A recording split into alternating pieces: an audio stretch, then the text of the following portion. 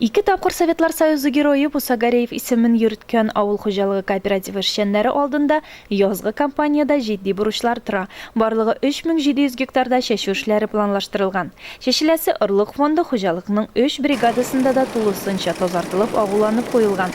Һава торышы уңайлыгына торган хәлдә тиздән инде орлыклар җир койнына тапшырылачак.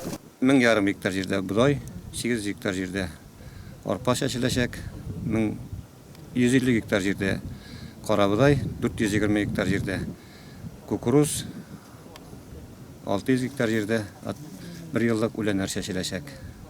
Шулай ук быелгы елда планлаштырабыз инде 120 гектар җирдә күп еллык үләннәр чәчү, люцерна культурасын чәчүне оештырабыз. Бүген көндә бу эшләрне башкарып чыгар өчен ягулык майлау материаллары җитәрлек күләмдә тупланды, кайтарылып куелган. Ашлама бүген көндә 235 тонна кайтарылган. Язгы кырышларын үз вакытында башкарып чыгарыбыз дип әйтәсе килә инде.